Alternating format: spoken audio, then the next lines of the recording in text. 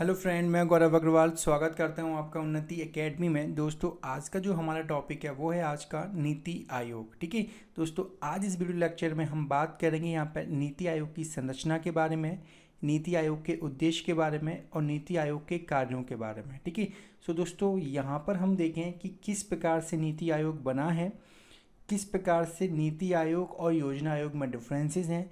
ये सारे के सारे जो क्वेश्चंस हैं वो आपके प्री और मेंस के पॉइंट ऑफ व्यू से काफ़ी इंपॉर्टेंट है। तो आप लगातार हमारे यूट्यूब चैनल के साथ जुड़ते रहो और लगातार चैनल को देखते रहो। ठीक है, सो दोस्तों शुरुआत करते हैं आज की हम यहाँ पर नीति आयोग की। ठीक है, नीति आयोग यानी कि हम बात करें national institution for transforming India की। दोस्तों हम बात करें यहाँ पर सबसे पहले आपको जो नाम दिया है NITI। ठीक है, तो यहाँ पे नीति का अर्थ होता है यहाँ पे क्या, एक प्रकार से योजना।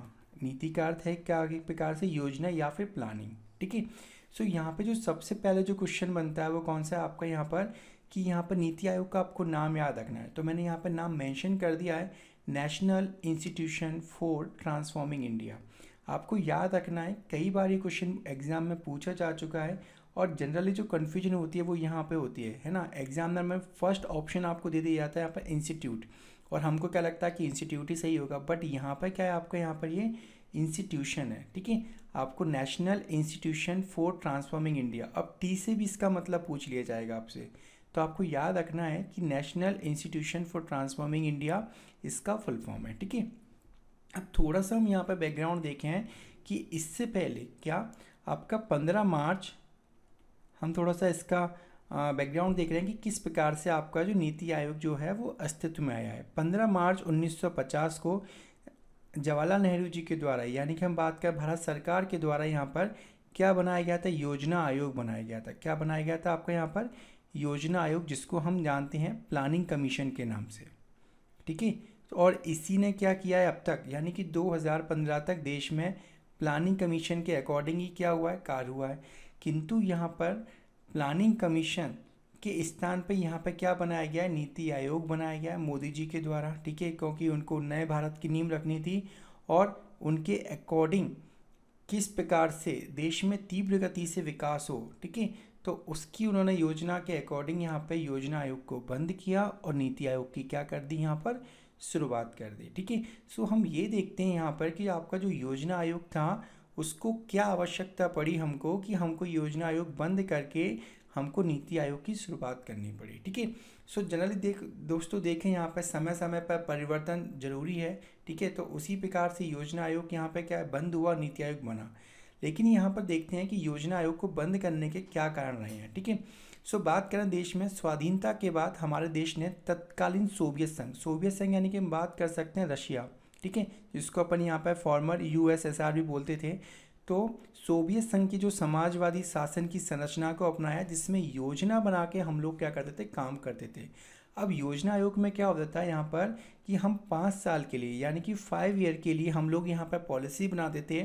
5 साल का हम टारगेट रखते थे। जैसे हम बात करें हमारी जो पहली पंचवर्षीय योजना थी, ठीक है, मतलब जो 5 ईयर प्लान थे हमारे, तो हमने उसमें क्या विकास रखा यहाँ पर, कि हम कृषि का विकास करेंगे। सेकंड में हमने किसकी बात करी, यहाँ पर उद्योगों की बात करी। ठीक है, तो हम लोग यहाँ पे क्या कर रहे हैं कि एक पर्टिकुलर चीज़ के विकास पर काम कर रहे हैं। तो उस प्रकार से यहाँ पर जो सोवियत संघ की जो समाजवादी शासन की संरचना थी, तो वहाँ पे योजनाओं को बना के क्या किया जाता था, काम किया जाता था। ठीक है, अब यहाँ पर कई बार क्या कि पंचवर्षीय की जगह 1 वर्षीय हमने योजना को ही बनाया। जैसे कि हम बात करें जब 1965 में पाकिस्तान के साथ वॉर हुआ था, उसके बाद हमने जो पंचवर्षीय योजनाओं की जगह यहाँ पर एक साल की योजना बनाई। ठीक है, सो पंचवर्षीय तथा 1 वर्षीय जो योजनाएं थी वो काफ़ी लंबे समय तक यहाँ पे क्या है, देश में चलती रही हैं। ठीक है, किंतु यहाँ पर ये जो पंचवर्षीय योजना का जो प्लान था, वो जब सत्ता परिवर्तन हुआ, मोदी जी आए यहाँ पर, तो उन्होंने यहाँ पे इसको क्या कर दिया, 1 जनवरी 2015 को नीति आयोग कर दिया। ठीक है, क्यों, क्योंकि उनको लग रहा था कि ये जो पंचवर्षीय योजना है और जो योजना आयोग जो कार्य कर रहा है वो कैसा है, प्रभावी नहीं है यहाँ पे। ठीक है, अब समझते हैं यहाँ पे क्यों प्रभावी नहीं है। ठीक है, मैं आपको बताता हूँ। देखो, योजना आयोग जो है वो 65 वर्ष पुराना था। ठीक है, और वहाँ पर जो कार्य करने की जो प्रोसेस थी वो क्या थी, कि हम लोग प्लान करेंगे। जैसे हम बात करें इंदिरा गांधी सरकार के समय पर नारा दिया गरीबी हटाओ, और यहाँ पर ये पंचवर्षीय योजना में भी इन्हें टारगेट किया। अब 5 साल में आप गरीबी कैसे हटा दोगे? सोचने वाली बात है ना ये।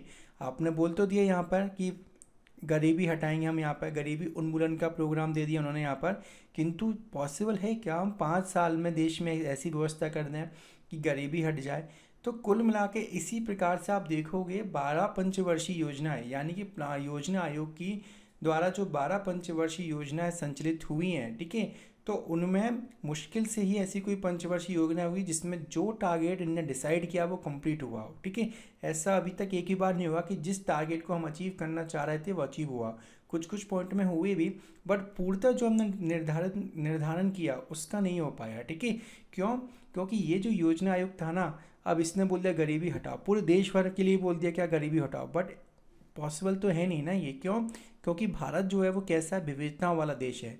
हमें यहाँ पे अलग अलग राज्यों के लिए, अलग अलग स्थानों के लिए अलग अलग रूप में चरणबद्ध तरीके से क्या करना होगा, योजना बनाना होगा। आप एक ही योजना को पूरे देश भर में थोप नहीं सकते हो, और उसके अकॉर्डिंग आप ये नहीं सोच सकते हो कि हाँ ये योजना काम कर जाएगी। पूर्वोत्तर में जाओगे तो पूर्वोत्तर में विकास के लिए कुछ अलग ही कार्य करने होंगे। आप उत्तर में जाओगे जम्मू कश्मीर के लिए, आपको वहाँ के पॉइंट ऑफ व्यू से सोचना होगा, वहाँ के अकॉर्डिंग आपको प्लानिंग करनी होगी, ठीक है। सो बात करें यहाँ पे कि भारत में इतनी विविधताओं वाला देश है कि यहाँ पर जो योजना आयोग की जो पॉलिसी थी, प्रोग्राम थे, वो सही तरीके से इफेक्टिव रूप से क्या है काम ही नहीं कर पाए, ठीक है।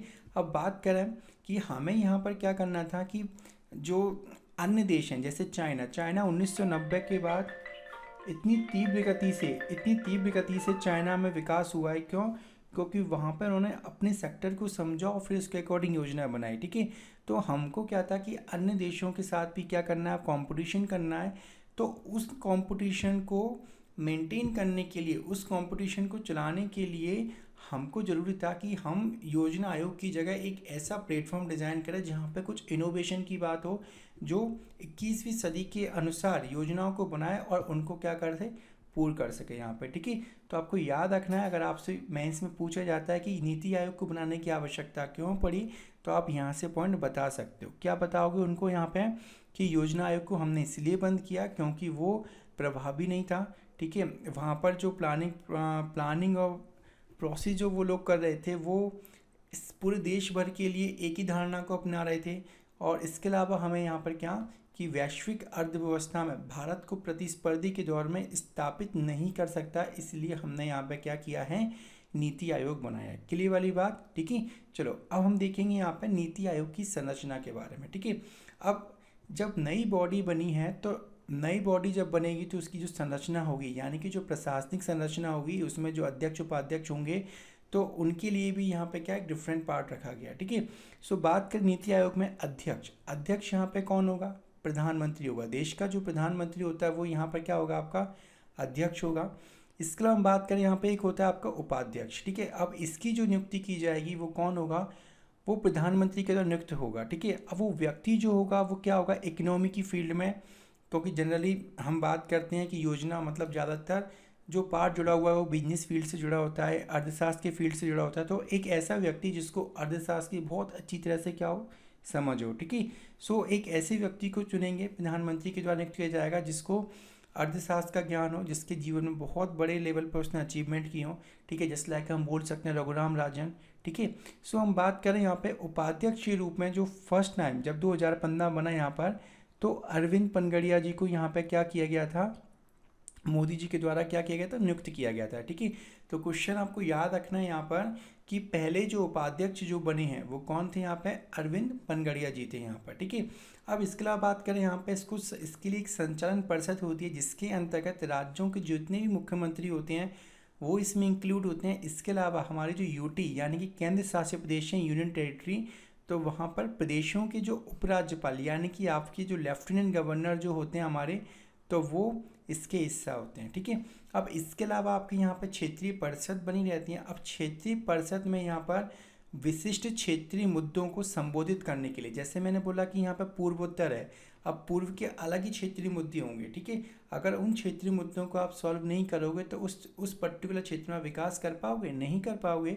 तो यहाँ पर इसका एक विशेष प्रोसीजर किया गया, ठीक है, जो कि योजना आयोग से इसको क्या करता है, भिन्न बनाता है। तो विशिष्ट क्षेत्रीय मुद्दों को संबोधित करने के लिए प्रधानमंत्री या उसके द्वारा नामित व्यक्ति मुख्यमंत्री और उपराज्यपालों की बैठकों की क्या करता है यहाँ पर अध्यक्षता करता है। ठीक है।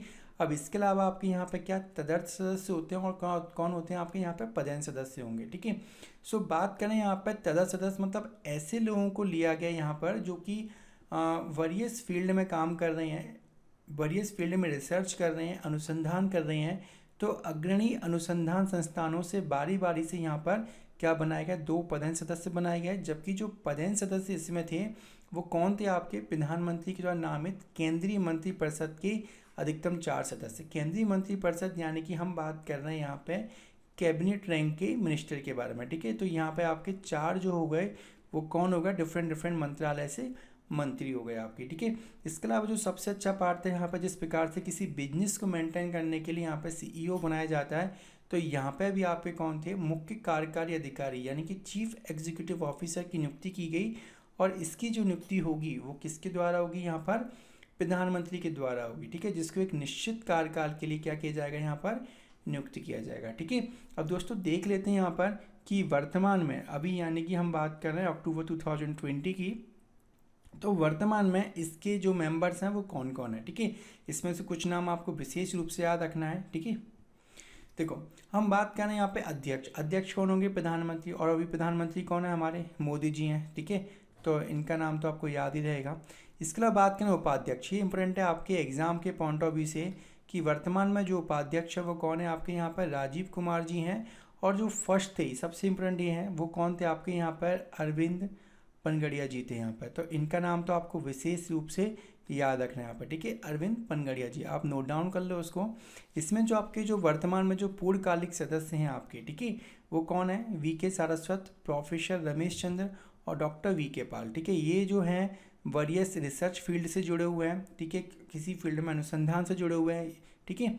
सो याद रखना है। इसके अलावा आपके 4 कौन होते हैं, आपके एक्स ऑफिसियो मेंबर होते हैं, यानी कि आपके पदेन सदस्य होते हैं, जिसमें से आपके कौन है, ये चारों के चारों कैबिनेट रैंक के मिनिस्टर हैं। जैसे कि वर्तमान राजनाथ सिंह, अमित शाह, निर्मला सीतारमन और हमारे कौन यहाँ पर नरेंद्र सिंह तोमर। ये चारों जो हैं वो क्या हैं, आपके पदेन सदस्य। आप चाहो तो अभी इनको याद मत रखो क्योंकि जनरली ये पूछेगा नहीं। ठीक है।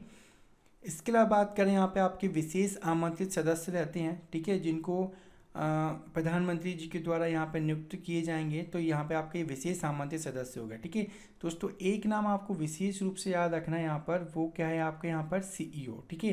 तो वर्तमान में जो CEO हैं वो कौन है आपके यहाँ पर, अमिताभ कांत जी हैं आपके यहाँ पर। ठीक है। सो इनका नाम तो विशेष रूप से याद रखना है आपको यहाँ पर कि अभी जो आपके चीफ इकोनॉमिक ऑफिसर जो हैं वो कौन है आपके यहाँ पर, अमिताभ कांत जी हैं। ठीक है। चलो अब बात करें यहाँ पर नीति आयोग। ठीक है। नीति आयोग जो है वो किस प्रकार से योजना आयोग से डिफरेंट रूप से काम कर रहा है वो समझते हैं। ठीक है। सो नीति आयोग के यहाँ पर 2 भाग एक प्रकार से हम समझ सकते हैं बनाए गए हैं, जो कि विकास की तीव्र गति को बढ़ावा देंगे। वो किस प्रकार से देंगे, क्योंकि यहाँ पर नीति आयोग के हमने 2 प्रमुख क्या हब बना दिए। ठीक है। एक जो होगा वो क्या है, वो टीम इंडिया हब है। अब टीम इंडिया हब मतलब यानी कि ये पूरे देश के लिए काम कर रहा है। ठीक है। जो कि राज्य और केंद्र के बीच में क्या करेगा, यहाँ पर इंटरफेस का काम करेगा। राज्य और केंद्र के बीच में यहाँ पर क्या सामंजस्य की स्थिति को यहाँ पर बना कर रखेगा। ठीक है।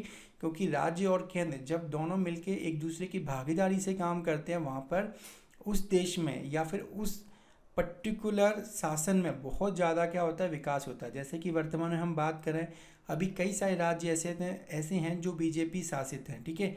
अब सेंट्रल में भी BJP गवर्नमेंट, स्टेट में भी BJP गवर्नमेंट, तो वहाँ पे जो दोनों पार्टियों के बीच में जो सामंजस्य होगा, ठीक है, मतलब स्टेट और सेंटर के बीच में जो सामंजस्य होगा वो बहुत बेहतरीन होगा और वो स्टेट में क्या होगा, ज़्यादा से ज़्यादा विकास बन सकेगा। ठीक है। तो आपको याद रखना है। अब सेकंड पॉइंट जो है यहाँ पर वो याद रखें कि यहाँ पर आपका जो नीति आयोग है वो किसकी भांति काम करता है, आपका थिंक टैंक के रूप में काम करता है। यानी कि यहाँ पर बात की जाएगी नॉलेज और इनोवेशन की। ठीक है।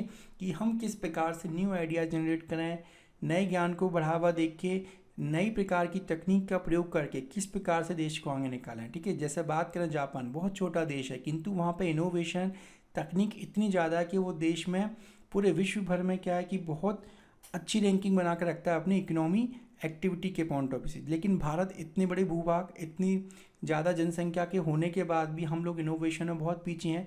तो यहाँ पर विशेष रूप से नीति आयोग में याद रखा गया है कि यहाँ पर किस प्रकार से इनोवेशन और तकनीक और नॉलेज को यहाँ पर बढ़ावा दिया जाए। तो यहाँ पे क्वेश्चन और बन सकता है आपका यहाँ पर कि थिंक टैंक के रूप में कौन काम करता है। तो कौन काम करता है वहाँ पर आपका नीति आयोग काम करता है। ठीक है, अब दोस्तों बात करें यहाँ पर कि नीति आयोग ने ऐसा क्या विशेष अपनाया। जैसे हम बात करें योजना आयोग में हम लोग देख रहे थे यहाँ पर कि 5 साल के लिए प्रोग्राम बनेंगे। ठीक है, चाहे कुछ भी हो, जैसे हर किसी व्यक्ति को आवास देना है। अब आवास ऐसा तो है नहीं कि आप 5 साल में सारे व्यक्तियों को आवास दे दो, है ना, बहुत मुश्किल प्रोग्राम है।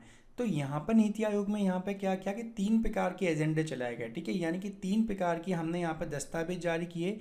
यहाँ पर हम लोग क्या करेंगे यहाँ पर कि हम कोई भी योजना बना रहे हैं, जैसे मान के चलो कि हमने योजना बनाई कि हम सभी लोगों को क्या करेंगे, बैंकिंग खाते के साथ जोड़ेंगे। तो बैंकिंग खाते के साथ जोड़ना ज़्यादा से ज़्यादा 2, 3 या 4 साल लगेगा, हमें बस प्रचार करना है। तो हमने यहाँ पे क्या किया, 3 वर्षीय एजेंडा, 7 वर्षीय और यहाँ पे क्या 15 वर्षीय। तो यहाँ पे ये एजेंडा चलाया जिसमें हम छोटे जो मतलब मान के चलो कि हमको सभी लोगों के बैंक खाते खुलवाने हैं। ठीक है, तो 2 से 3 साल बहुत परफेक्ट टाइम है। तो हमने वहाँ पे उसको 3 साल के लिए उसको एजेंडा बना दिया। अब हम बात करें यहाँ पर हमने डिज़ाइन किया कि हम सभी जगह पे क्या करेंगे, विद्युतीकरण करेंगे, जैसे मोदी जी ने किया भी यहाँ पर। और उन्होंने टाइम बना दिया कि हम 5 to 7 ईयर्स तक ऑलमोस्ट क्या कर देंगे यहाँ पर कि हर भाग में, देश की हर भाग में यहाँ पर विद्युतीकरण कर देंगे। तो 7 वर्ष के लिए हमने क्या कर दी, यहाँ पर एक प्लानिंग बनाई कि 7 सालों के अंदर इस अवधि में हम यहाँ पर इस पार्ट को करेंगे। ठीक है, और उसी प्रकार से जैसे एक लंबे समय तक चलने वाले प्रोग्राम है ना, जैसे कि बात करें गरीबी हटाओ। ठीक है, तो हम यहाँ पर समय ले लेते हैं 15 साल का कि हम 15 साल में गरीबी हटाने का पार्ट करेंगे, कृषि में ज़्यादा से ज़्यादा विकास करने का पार्ट करेंगे।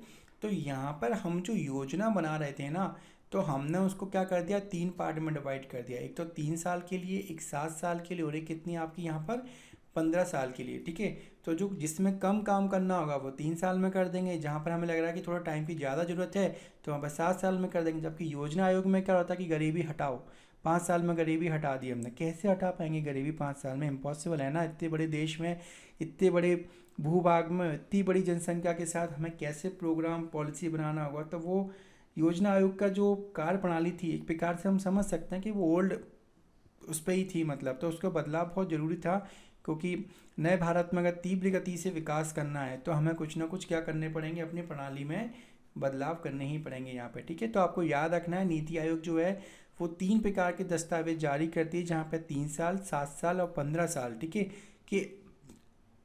के अंतर्गत यहाँ पे लक्ष्य निर्धारण किए जाते हैं और उनको टाइम टू टाइम ख़त्म भी किया जाता है। ठीक है, जैसे अब सरकार का टारगेट है यहाँ पर 2022 तक हम हर किसी व्यक्ति को क्या देंगे, आवास देंगे। ठीक है, आवास यानी घर बना कर देंगे। तो सरकार अभी बहुत तीव्र गति से काम भी कर रही है वहाँ पर। ठीक है, सो अपन बात करें यहाँ पर 2015 से उन्होंने 7 साल के लिए प्रोग्राम सेट कर लिए यहाँ पर। ठीक है, तो इस प्रकार से आपको कंफ्यूज नहीं होना है, आपको इस प्रकार से याद रखना है कि यहाँ पर हमने एक लक्ष्य निर्धारित किया, उनको निश्चित समय में हम खत्म करेंगे। ठीक है, चलो आगे देखते हैं हम यहाँ पर। अब बात करें यहाँ पर नीति आयोग और योजना आयोग। ठीक है, ये जो पार्ट है आप इसे नोट डाउन कर लो, क्योंकि ये जो पार्ट है वो मेंस के पॉइंट ऑफ व्यू से काफ़ी महत्वपूर्ण हो सकता है आपके लिए। ठीक है, तो मेंस में जनरली क्वेश्चन पूछे जा सकता है कि नीति आयोग और योजना आयोग दोनों में क्या डिफरेंसेस है। ठीक है, सो नीति आयोग जो है वो एक थिंक टैंक के रूप में काम करता है। ठीक है, जबकि योजना आयोग जो था ठीक है, इसको कोई संवैधानिक दर्जा नहीं मिला था, लेकिन इसने एक संवैधानिक निकाय के रूप में कार्य किया था। ठीक है, बात करते हैं नेक्स्ट, यह सदस्यों की व्यापक विशेषज्ञता पर बल देता है और इसमें जो विशेषज्ञता थी, ठीक है, तो बहुत लिमिटेड थी, यानी कि बहुत एक सीमित विशेषज्ञता पर ये निर्भर था। यानी कि यहाँ पर 2 से 3 लोगों ने मिलकर प्लानिंग कर लिया। ठीक है, तो उन्हीं के अकॉर्डिंग हम लोग क्या प्लान कर देंगे। बट यहाँ पर आपके जो एक्सपर्ट लोग हैं, ठीक है, वो भिन्न भिन्न फील्ड से जुड़े होंगे, जो कि यहाँ पर अपना आइडियाज़ और अपने विचार देंगे यहाँ पर। ठीक है, अब यह सहकारी संघवाद की भावना पर कार्य करता है, क्योंकि यह राज्यों की समान भागीदारी सुनिश्चित करता है। जबकि इसकी वार्षिक योजना बैठकों में राज्यों की भागीदारी क्या थी, बहुत ही कम रहा करती थी, क्योंकि यहाँ पर सेंट्रल लेवल पे ही यहाँ पे क्या कर लिया जाता था, प्लानिंग बना ली जाती थी। सहकारी संघवाद का मतलब दोस्तों होता है यहाँ पर कि केंद्र जो है वो राज्यों को एक साथ में लेके यहाँ पे क्या करे, कार्य करे। ठीक है, अब बात करते हैं नेक्स्ट, यहाँ पे प्रधानमंत्री के द्वारा नियुक्त सचिव को CEO के रूप में जाना जाता था, जबकि यहाँ पर सचिवों को सामान्य प्रक्रिया के माध्यम से, है ना, नियुक्त किया जाता था।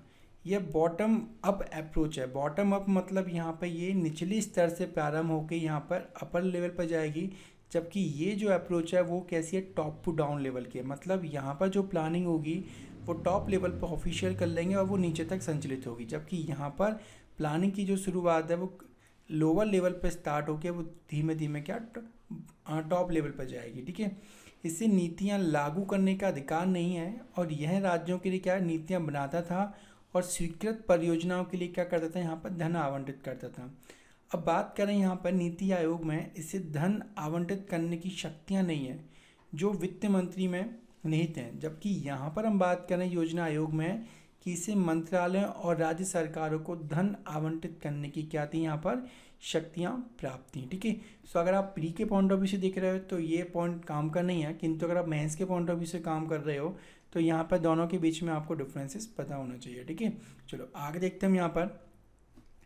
अब बात करेंगे यहाँ पर नीति आयोग के कुछ मार्गदर्शक सिद्धांत हैं, उनको देखते हैं। ठीक है, अब बात करें यहाँ पे एक अंत्योदय। ठीक है, सिद्धांत मतलब किसी प्रकार से हम कुछ आइडियोलॉजी, कुछ फिलॉसफी को लेके आ रहे हैं, वो एक आइडियोलॉजी या फिलॉसफी टाइप से बन जाती है, जो उसके क्या बन जाता है, मार्गदर्शक सिद्धांत बन जाता है, जैसे अंत्योदय। ठीक है, अब बात करें जो अंत्योदय था वो क्या था, पंडित दीनदयाल उपाध्याय के अंत्योदय विचारों पर आधारित था। ठीक है, देश में अंत्योदय योजना भी चलती है। ठीक है, अब बात करें यहाँ पर समावेशिता। समावेशिता का मतलब यहाँ पर सबको साथ लेके चलना। ठीक है, समावेशिता का मतलब क्या है, यहाँ पर सबको साथ लेके चलना, भागीदारी के साथ काम करना, राज्य और केंद्र की भागीदारी के साथ काम करना। ठीक है, अब थर्ड जो है वो क्या है आपकी यहाँ पे ग्राम, यानी कि विकास प्रक्रिया में जो है, विकास प्रक्रिया में गांव को अधिक से अधिक जोड़ना, गांव के विकास पे क्या करना, हमें अधिक से अधिक काम करना है यहाँ पर। ठीक है, जबकि बात करें यहाँ पर जन सहभागिता, जन सहभागिता का मतलब है यहाँ पर लोगों का भी क्या लिया जाए, उनकी सपोर्ट लिया जाए, उनकी हेल्प ली जाए, और किस प्रकार से हम पब्लिक के साथ साथ, यानी कि पब्लिक यानी गवर्नमेंट ऑफिस के साथ साथ हम किस प्रकार से प्राइवेट क्षेत्र के लोग हैं उनको भी ग्रामीण क्षेत्रों के विकास के लिए, देश के विकास के लिए उनकी सहभागिता को लें। तो ये जो है वो नीति आयोग के क्या हैं, कुछ मार्गदर्शक सिद्धांत हैं जिसके अकॉर्डिंग नीति आयोग प्लानिंग करता है। ठीक है, अब बात करते हैं यहाँ पे नीति आयोग के उद्देश्यों के बारे में। ठीक है, तो सिंपल सी बात, जब कोई एक बॉडी है जो देश के लिए क्या कर रही है, प्लानिंग कर रही है, तो वहाँ पर उसका उद्देश्य क्या होगा कि किस प्रकार से देश में विकास हो। ठीक है, सो बात कर रहे हैं यहाँ पर इसका फर्स्ट जो उद्देश्य है कि मजबूत राज्य ही एक मजबूत राष्ट्र बनाते हैं, यानी कि अगर राज्य जो हैं अगर वो स्ट्रांग हो गए, उनकी अर्थव्यवस्था स्ट्रांग होगी, वहाँ पे अधिक से अधिक विकास होगा, तो सिंपल सी बात है राष्ट्र का भी क्या होता जाएगा, विकास होता जाएगा। क्यों, क्योंकि राज्यों से मिलकर ही राष्ट्र बना है। ठीक है, तो ये जो है वो संघीय सहभागिता की भावना को बढ़ाने के लिए राज्यों को निरंतर संचालित समर्थन तंत्र के माध्यम से क्या करता है, सहयोग प्रदान करता है। ठीक है, दूसरी हम बात करें यहाँ पे ग्रामीण स्तर पर, क्या आपका यहाँ पर ग्रामीण स्तर पर विश्वसनीय योजना बनाने के लिए तंत्र विकसित करना, यानी कि ग्रामीण स्तर पर किस प्रकार से विश्वसनीय योजनाएं बनाई जाए, तो उसके लिए क्या करना है, यहाँ पर प्रारूप तैयार करना, तंत्र विकसित करना और सरकार के उच्च स्तरों तक इसके उत्तरोत्तर विकसित करना। क्लियर, यानी कि किस प्रकार से ग्रामों का विकास किया जाए उसके लिए क्या करेगा, ये प्लानिंग करेगा। प्रमुख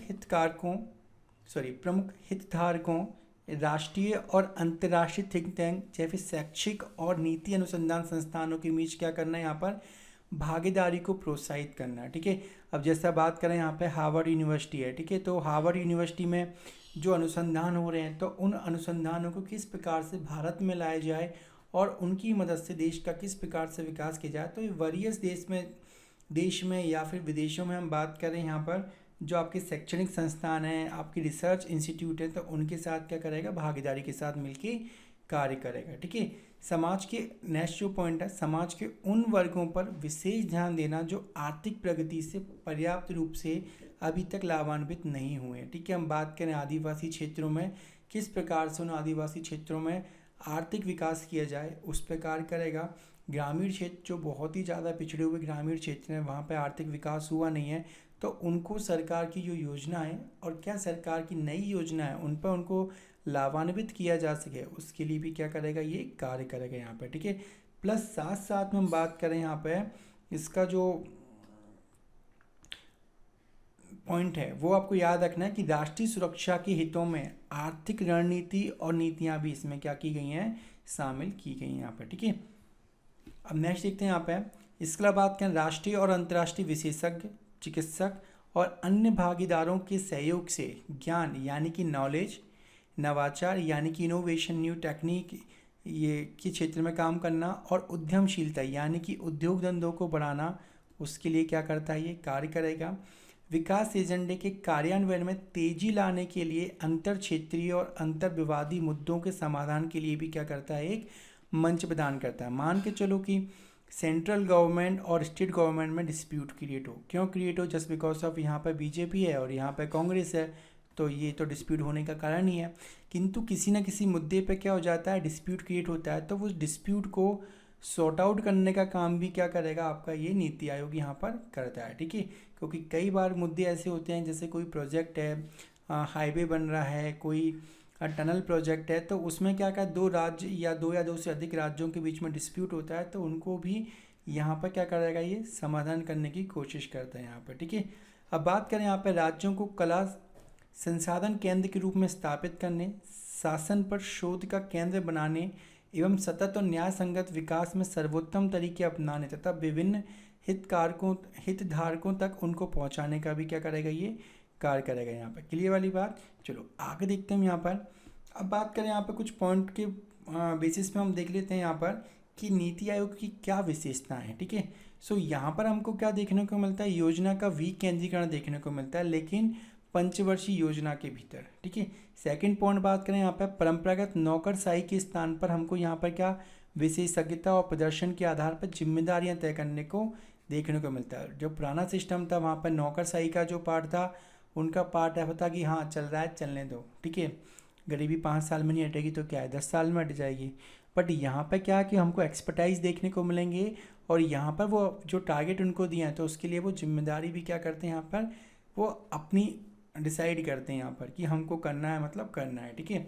नीति आयोग समय के साथ परिवर्तन के एक एजेंट के रूप में उभर सकता है और सार्वजनिक सेवाओं की बेहतर डिलीवरी करने तथा उसमें सुधार के एजेंट में क्या कर सकता है, यहाँ पर अपना योगदान बहुत अच्छी तरह से ये दे सकता है, ठीक है। नीति आयोग में देश में कुशल, पारदर्शी, नवीन, जवाबदेह शासन प्रणाली की प्रतिनिधि बनने की यहाँ पर क्या क्षमता है, तो ये सारे के सारे पॉइंट आपको याद रखने हैं यहाँ पर, ठीक है। सो दोस्तों thank you for watching this video, have a nice day.